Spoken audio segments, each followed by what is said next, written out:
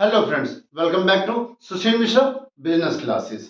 आज हम chapter start करने जा रहे हैं employment and unemployment. Indian economy का क्लास 12 का ये चैप्टर मोस्ट इंपॉर्टेंट चैप्टर और बहुत अच्छा चैप्टर है। रोजगार और बेरोजगार, एम्प्लॉयमेंट इट मीन्स रोजगार, जो काम कर रहे हो, जो किसी न किसी एक्टिविटीज में इंक्लूड हो, जो किसी न किसी प्रोडक्शन में इंक्लूड हो, जो किसी भी तरीके से किसी भी काम में इंगेज हो, इट्स कॉल्ड ऑफ एम्प्लॉयमेंट, रोजगार। अब बेरोजगार इट मीन्स अनएम्प्लॉयड या अनएम्प्लॉयमेंट क्या है? अनएम्प्लॉयमेंट वो सिचुएशन है या वो कंसेप्ट है जिसमें काम करने के लिए तो तैयार हैं लोग, काम तो करना चाहते हैं लोग, काम करंट वेज रेट पर कर रहे हैं, करने के लिए रेडी हैं, बट हाँ, काम नहीं मिल रहा है।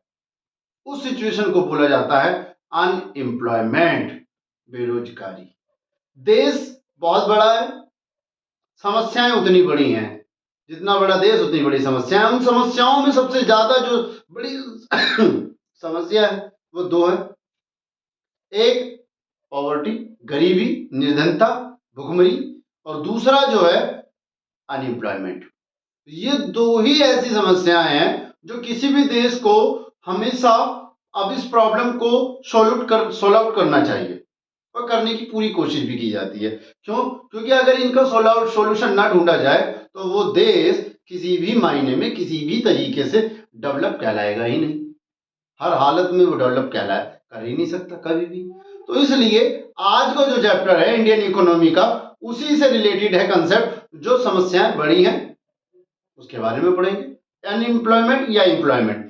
तो सबसे पहले समझ लेते हैं कि एम्प्लॉयमेंट क्या है। एम्प्लॉयमेंट एक ऐसी सिचुएशन है जिसमें कोई भी वर्कर्स किसी भी काम को, किसी भी एक इकोनॉमिक एक्टिविटीज को करता है ताकि उससे कुछ पैसा अर्न कर सके और जीवन यापन कर सके। उस एक्टिविटीज को एम्प्लॉयमेंट कहा जाता है, किसी भी काम को। अब इसमें जरूरी नहीं है कि वो सिर्फ दूसरों के लिए काम कर रहा हो। जी नहीं, जरूरी ये नहीं है कि दूसरों के लिए काम कर रहा हो। ये भी हो सकता है कि वो खुद के लिए भी काम कर रहा हो। ये जरूरी नहीं कि वो खुद के लिए काम कर रहा हो, दूसरों के लिए भी कर सकते हैं। तो वो कोई भी एक इकोनॉमिक एक्टिविटीज को पार्टिसिपेट कर रहा हो, उसमें काम कर रहा हो, उसमें प्रोडक्शन कर रहा हो, उससे अर्निंग कर रहा हो, उस एक्टिविटीज को, उस काम को एम्प्लॉयमेंट कहा गया है ताकि उससे वो अर्निंग कर सके और अपना जीवन यापन कर सके। इसे एम्प्लॉयमेंट कहा जाता है। पूरे वर्ल्ड में, पूरे संसार में कुछ ना कुछ लोग ऐसे होते हैं या बहुत सारे लोग ऐसे होते हैं जो कि काम करना चाहते हैं, काम करते हैं और करंट वेज सिस्टम पे काम कर रहे होते हैं। कहीं पर भी, किसी भी सिचुएशन में, किसी भी ऑर्गेनाइजेशन में, किसी भी फर्म में, किसी भी कंपनी में, उसे हम एम्प्लॉयमेंट कहते हैं या उन्हें हम एम्प्लॉयड कहलाते हैं। अब इसमें कुछ बेसिक जानकारी समझ लीजिए ताकि हमें आगे बढ़ने से पहले ये समझ में तो आ जाए कि एम्प्लॉयमेंट में क्या क्या होता है। बेसिक कंसेप्ट में सबसे पहला जो कंसेप्ट है वो है वर्कर। जी हाँ, वर्कर। वर्कर कौन है? Worker is an individual who is involve in some economic activity to earn a living. Worker एक इंडिविजुअल पर्सन है जो किसी न किसी इकोनॉमिक एक्टिविटीज में शामिल है और अपने जीवन के लिए कुछ अर्निंग कर रहा है, उसे वर्कर कहते हैं। कहते हैं ना, ये कौन है? ये वो व्यक्ति है जो काम को कर रहा है। जो काम को कर रहा है, जो वर्क को कर रहा हो, उसे वर्कर कहा जाता है। जो किसी एक इंडिविजुअल तरीके से किसी एक एक्टिविटीज में, इकोनॉमिक एक्टिविटीज में शामिल होता है, उससे पैसा कमाता है, उससे अपना जीवन यापन करता है, उसे वर्कर कहा जाता है। वर्कर में यहाँ पर क्लासिफाइड है। क्लासिफाइड आपके सामने एक डायग्राम बना हुआ होगा, देख रहे हैं आप, इसे देख सकते हैं। इसी में आपके सामने आता है वर्कर्स कौन कौन से आते हैं। वर्कर्स, फार्मर्स भी एक वर्कर है। आप कहोगे सर फार्मर कैसे एक वर्कर है? तो इसके बारे में भी बता देता हूँ, थोड़ा आगे चलते हैं। Managers, labour, doctors and barbers and etcetera, these are the workers. ये सब वर्कर्स हैं। टाइप ऑफ वर्कर में दो तरीके के वर्कर्स होते हैं। सबसे पहला जो आता है सेल्फ एम्प्लॉयड वर्कर और दूसरा आता है हायर वर्कर या फिर वेजेस वर्कर्स। ये दोनों सेम होते हैं। सेल्फ एम्प्लॉयड वर्कर वो वर्कर्स होते हैं जो सिर्फ और सिर्फ अपने लिए प्रोडक्ट को जनरेट करते हैं, प्रोडक्ट को प्रोड्यूस करते हैं, उन्हें हम कहते हैं क्या, सेल्फ एम्प्लॉयड वर्कर्स। जैसे कि हमारे फार्मर्स, बिल्कुल हाँ जी, देख लीजिए फार्मर्स जो हैं, जो किसान हैं, रूरल डेवलपमेंट में भी पढ़कर ही आए हैं, उसी में जो फार्मर्स हैं वो सारे के सारे सेल्फ एम्प्लॉयड होते हैं। क्यों? क्योंकि ये सारा काम अपना स्वयं करते हैं, किसी दूसरे पर डिपेंड नहीं होते हैं, किसी दूसरे को नहीं लेकर आते हैं। 99% ये अपना काम करते हैं, तो इन्हें हम बोलते हैं सेल्फ एम्प्लॉयड वर्कर्स। इसी में दूसरा आता है आपका हायर वर्कर या फिर वेज वर्कर्स। हायर वर्कर नाम से पता चलता है एक ऐसे वर्कर जिनको हम हायर करते हैं या जिनको हायर किया जाता हो, जिनको लिया जाता हो, जिन पर सैलरी या वेजेस दी जाती हो, उनको हायर वर्कर कहा जाता है। जो अपना काम ना करके जो दूसरों के लिए काम करते हैं, उसके बदले रेंडरिंग और वेजेस एंड सैलरी, उसके बदले में वो रिवॉर्ड लेते हैं सैलरी और वेजेस के रूप में, उन्हें हम हायर वर्कर कहते हैं। जैसे कि एक टीचर जब स्कूल में पढ़ा रहा है तो एक हायर वर्कर है। एक डॉक्टर किसी हॉस्पिटल में जब वो काम कर रहा है तो वो हायर वर्कर है। एक बार्बर जो किसी शॉप में बैठकर दूसरों की कटिंग कर रहा है, दूसरों के लिए सेवा प्रदान कर रहा है, तो उसे हायर वर्कर कहा गया है।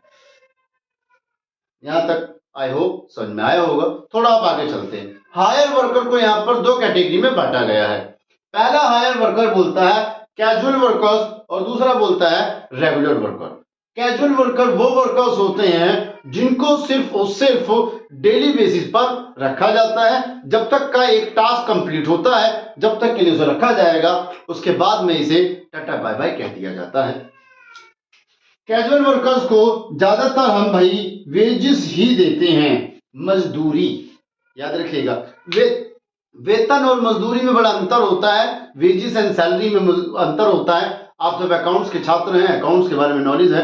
Wages and salary, salary and wages both are the difference. Wages and salary आती है तो सबको पता है कि ट्रेडिंग अकाउंट में डेबिट साइड जाएगा और सैलरी और वेजेस आएगी तो प्रॉफिट और लॉस के डेबिट साइड में जाएगा। सेम वही चीज जब कैजुअल वर्कर्स होते हैं, इन्हें किसी भी तरह से कोई भी सिक्योरिटीज प्रोवाइड नहीं की जाती है, किसी भी तरह से सोशल सिक्योरिटीज से अवॉइड रखा जाता है, साथ में इन्हें वेजेस दिया जाता है, याद रखिएगा।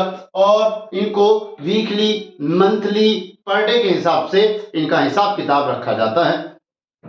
अब इसी में आता है regular workers. Regular workers, hire workers में रेगुलर वर्कर्स आते हैं। ये वो वर्कर्स हैं जिनको हमेशा परमानेंटली कर लिया जाता है, इनको सैलरी दी जाती है, इनको सिक्योरिटीज दी जाती हैं, इनको जो भी ऑर्गेनाइजेशन की पर्सनल सिक्योरिटीज होती हैं वो सारी चीजें यहाँ पर दी जाती हैं, चाहे वो सोशल सिक्योरिटीज हो एक्सेट्रा। इसमें हम हमेशा रेगुलर वर्कर्स को सैलरी प्रोवाइड करते हैं। जैसे कि एक सरकारी कर्मचारी या एक किसी प्राइवेट इंस्टीट्यूशंस में, प्राइवेट कंपनीज में, प्राइवेट ऑर्गेनाइजेशंस में कोई भी मैनेजर काम कर रहा है या वर्कर काम कर रहा है लो लेवल का, तो उसको हम रेगुलर वर्कर्स या रेगुलर एम्प्लॉय बोलते हैं। जिसको हम क्या रखते हैं, ट्रीटमेंट डेली वाला हिसाब रहता है कि यहाँ पर ये रोजाना काम करने आएगा, ये फिक्स है, इसकी सीट फिक्स है, इसके सिवा कोई काम नहीं करेगा। सॉरी, ये तो था आपका रेगुलर वर्कर्स और कैजुअल वर्कर्स जो कि हायर वर्कर्स में था। अब थोड़ा आगे वर्कर के बाद में चलता है लेबर फोर्स। लेबर फोर्स क्या है, दिमाग से समझ में नहीं आता है कि लेबर फोर्स क्या है, तो इसके बारे में बता देते हैं कि लेबर फोर्स एक ऐसा फोर्स है जिसमें करंट वेज रेट पर काम करने वाले लोग जो काम कर रहे हैं और साथ में काम करने के लिए जो तैयार बैठे हैं कि काम मिले और हम करेंगे, वो सबको शामिल किया जाता है, उसे हम लेबर फोर्स कहते हैं।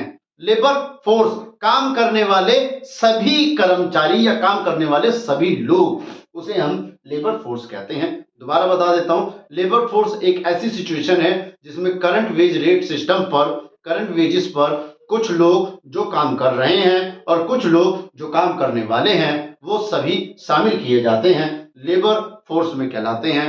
जैसे कि राम श्याम काम कर रहे हैं लेकिन उनके दो भाई पढ़ाई पूरी कर चुके हैं और काम करने की तलाश कर रहे हैं, काम ढूंढ रहे हैं, तो उसे भी इसमें शामिल किया जाएगा कि भैया ये भी लेबर फोर्स में ही हैं।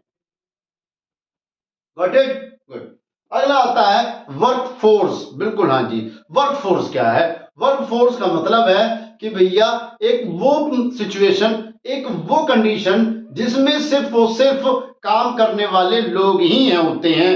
करंट वेज सिस्टम के हिसाब से उनको बोला जाता है वर्क फोर्स, जो काम करने वाले ही हैं। याद रखिए, जैसे राम श्याम मोहन काम करने वाले ही हैं तो इसे बोला जाएगा वर्क फोर्स। और राम श्याम मोहन सोहन या उसके मित्र या उसके भाई काम करने के लिए तैयार बैठे हैं और वो भी, तो उसको लेबर फोर्स में शामिल किया गया है। लेकिन जो एक्चुअल में काम कर रहा है उसको वर्क फोर्स में शामिल किया गया है। अब यहां समझने वाली एक बात है, वो क्या है समझ लीजिए कि यहां पर अनएम्प्लॉयमेंट निकल कर आता है और वो निकल कर आता है लेबर फोर्स से माइनस कर दिया जाता है वर्क फोर्स। अभी मैंने बताया लेबर फोर्स में राम श्याम मोहन और उनके भाई भी आते हैं, तो राम श्याम मोहन उनके भाई में से राम श्याम माइनस कर दिया जाए तो उनके भाई, उनके मित्र जो बचे हैं जो काम नहीं कर रहे हैं उन्हें ही बोला जाता है अनएम्प्लॉयमेंट, मतलब बेरोजगार। एक ऐसी सिचुएशन, एक ऐसी कंडीशन जो काम करने के इच्छुक हैं, काम करना चाहते हैं बट काम नहीं मिल रहा है, उन्हें हम क्या बोलते हैं? अनएम्प्लॉयमेंट बोलते हैं। और कुछ ऐसे भी लोग हैं कि काम मिल रहा है फिर भी वो काम नहीं करना चाहते हैं, उन्हें भी हम अनएम्प्लॉयमेंट में शामिल करते हैं किसी ना किसी कंडीशन के तहत। यहां तक अब आपको समझ में आया होगा, आई होप। अब इसी से रिलेटेड अगला जो कॉन्सेप्ट स्टार्ट होगा उसे पढ़ेंगे। अभी तक के लिए थैंक यू वेरी मच। फिर भी अगर कोई डाउट है, कोई परेशानी है, कोई समस्या है तो प्लीज कमेंट बॉक्स में जाकर कमेंट जरूर करें। आपके सारे प्रॉब्लम्स का निदान यही है। Thank you very much.